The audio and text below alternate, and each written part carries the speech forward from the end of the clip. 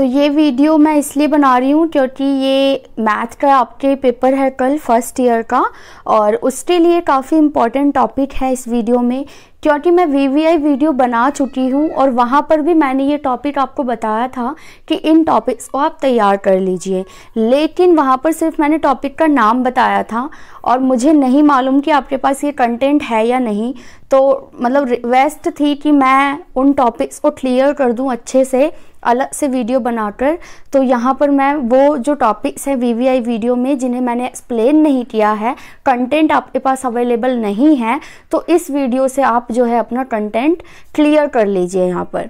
तो जो important topic था मैंने आपको वीवीआई वीडियो में बताया है फर्स्ट ईयर के कि उपलब्धि परीक्षण और निदानात्मक परीक्षण यानी डायग्नोस्टिक टेस्ट जो होते हैं और अचीवमेंट टेस्ट जो होते हैं, उन दोनों में अंतर, कि ये दोनों में क्या अंतर है। ये आपका क्वेश्चन अंतर भी पूछने के लिए आ सकता है या फिर क्वेश्चन अलग से भी आ सकता है इन दोनों में से किसी एक के ऊपर।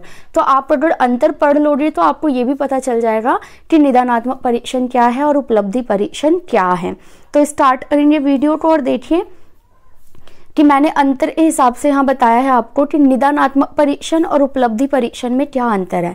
तो निदानात्मक परीक्षण क्या होता है? अधिगम प्रक्रियाओं की कमियों को जानने के लिए निदानात्मक परीक्षण को व्यक्ति विशेष को दिया जाता है। मतलब स्पेशल ऐसे चाइल्ड होंगे, मतलब हर बच्चे को नहीं दिया जाएगा ये क्लासरूम में, विशेष यानी कुछ स्पेशल बच्चे जिनमें कुछ कमियां हैं, तो उनको जानने के लिए हम ये टेस्ट करवाते हैं।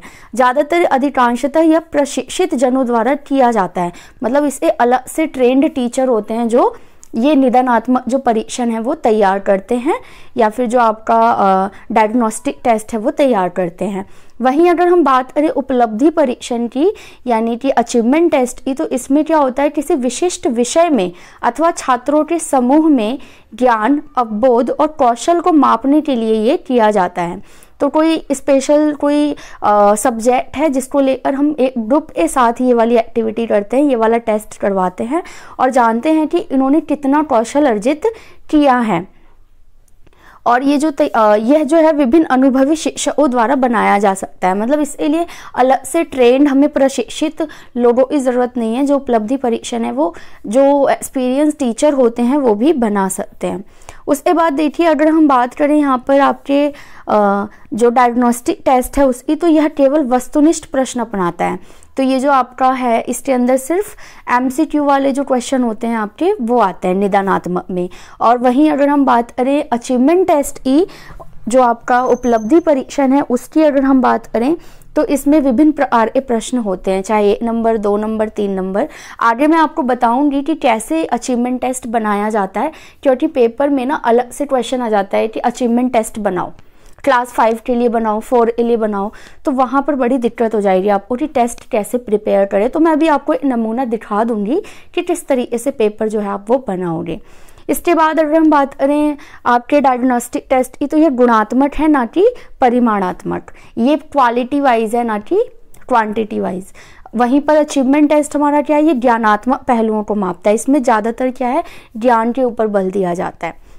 उसके बाद निदानात्मक में क्या है, ये अधिगम और शिक्षण बिंदुओं को महत्व देता है, जबकि जो हमारा अचीवमेंट टेस्ट है, उपलब्धि परीक्षण है, यह शिक्षण विधियों को नियंत्रित करता है कि कौन सी विधि अपनाएं ताकि सारे बच्चे किसी भी विशेष विषय को अच्छे से समझ सके।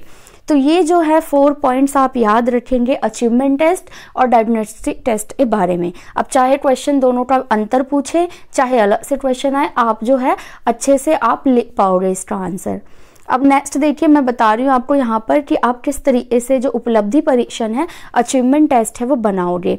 तो प्रश्न पत्र बनाना है आपको। इसके लिए सबसे पहले आपको डालना होगा ऊपर कक्षा कि कौन सी क्लास के लिए बना रहे हो। उसके बाद समय यानी कितना टाइम आप दोगे इस पेपर को बच्चों को करने के लिए। तो ये सब लिखने के बाद आप लिखोगे कि 2 घंटे का अगर आप टेस्ट बना रहे हो, ज़्यादा से ज़्यादा, इससे ज़्यादा बच्चे नहीं बैठ पाएंगे 5वीं तक के। और विषय आपका गणित है तो गणित ही रखेंगे।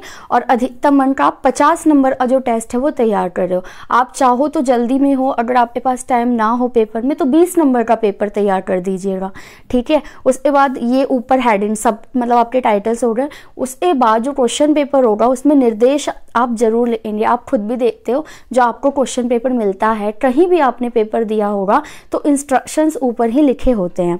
तो यहाँ पर भी आप निर्देश लिख दो कि इस क्वेश्चन पेपर में खंड अ, ब और स यानी 3 खंड हैं। आप 1, 2, 3 भी डाल सकते हो, जिसमें खंड अ में 1 से 5 तक के प्रश्न 2 अंकों के हैं और 6 से 10 तक के प्रश्न 5 अंकों के हैं और 11 से 12 यानी 2 जो क्वेश्चन है 11, 12 वो 7.5 अंकों के हैं। तो इस तरीके से आपका 50 नंबर का जो अचीवमेंट टेस्ट है वो तैयार हो जाएगा। अब आप रेडी कीजिए अपने क्वेश्चन, माइंड में फटाफट क्वेश्चन बनाइए और लिखते जाइए। तो खंड अ में हमने कहा था ना 2-2 नंबर क्वेश्चन है, तो आप इस तरीके से दे दो। 5वीं क्लास का बच्चा है तो 2 भिन्न संख्याएं लिखिए, 4 पूर्ण संख्याएं लिखिए, सबसे छोटी 3 अंकों की संख्या लिखिए, सबसे बड़ी 4 अंकों की संख्या लिखिए, इनमें से कौन सा भिन्न सबसे बड़ा है, और नीचे आपने यहाँ पर 4 ऑप्शन दे दिए हैं। उसके बाद आपके जो पहला अ जो है 2-2 नंबर वाले वो खंड अ खत्म हो गया, खंड ब स्टार्ट हो जाएगा जो आपने 5 नंबर के क्वेश्चन रखे हैं। तो इसमें आप थोड़े से बड़े दे सकते हो, जैसे ये जो अंक है इससे प्रत्येक का स्थानीय मान लिखो, 1, 10, 1000 जो होता है। उसके बाद सबसे बड़ी 3 अंकों की संख्या लिखें और उसका अभाज्य गुणनखंड करें। उसके बाद 8वां प्रश्न दे दो कि योग ज्ञात कीजिए, मतलब इन तीनों को प्लस करना है, जोड़ना है आपको, तो ये 5 नंबर में दे दिया आपने। फिर 9वां प्रश्न आपने रिक्त स्थान दे दिया, यहाँ पे 2 रिक्त स्थान बना दिए कि 725 पैसा में कितने रुपए होंगे, 7 रुपए 25 पैसे। इस तरीके से प्रश्न 10 में हमने कर दिया 5 सेंटीमीटर और मीटर में बदलो। तो इस तरीके से 5-5 नंबर वाले क्वेश्चन हो गए।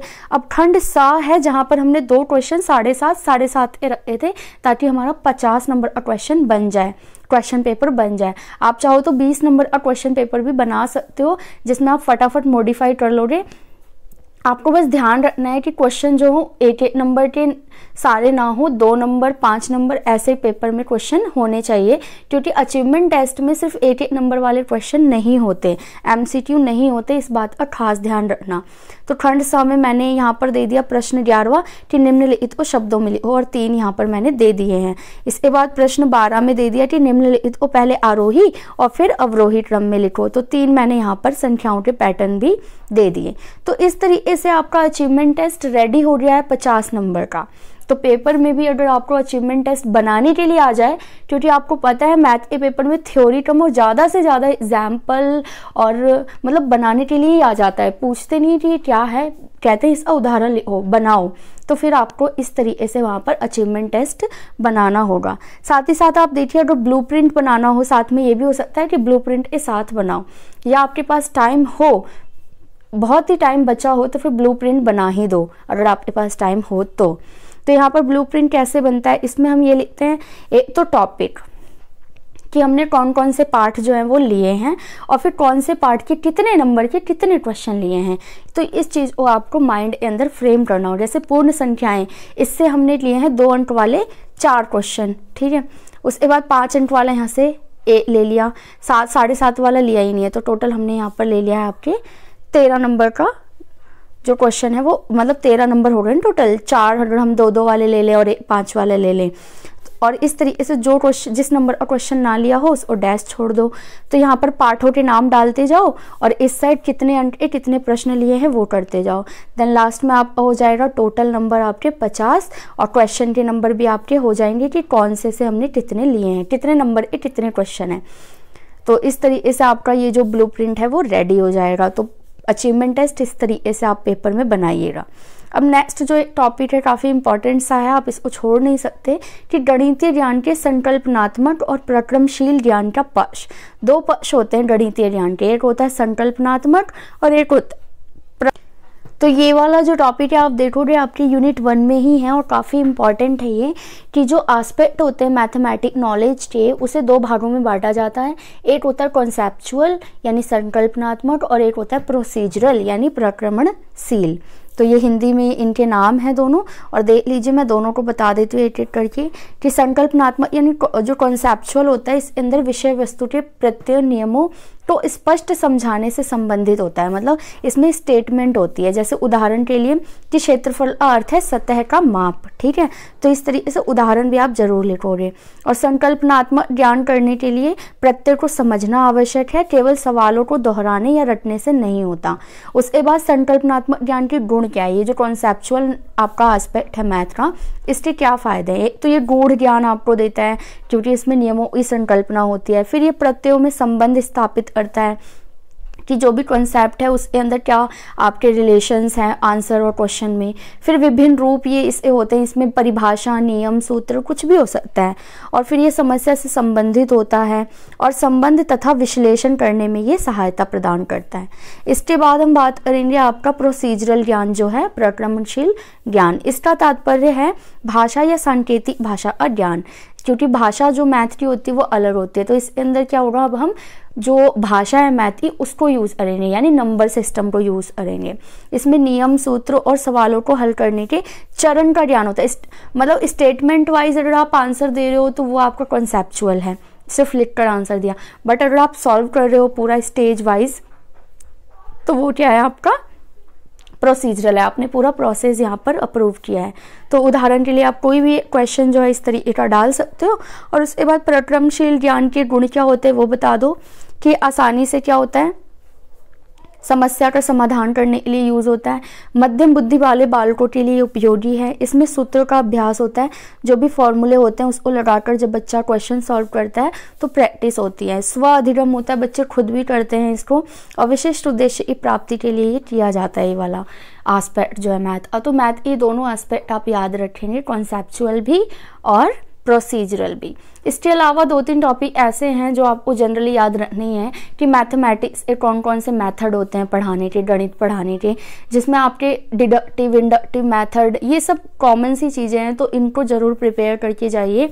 और मैथ के पेपर के लिए बहुत ज़्यादा रटने की चीज़ों को ज़रूरत नहीं है, बस आप समझ लीजिए, कॉन्सेप्ट क्लियर कर लीजिए और फिर पेपर में क्वेश्चन जिस अकॉर्डिंग आए उसी अकॉर्डिंग अपना आंसर दीजिएगा।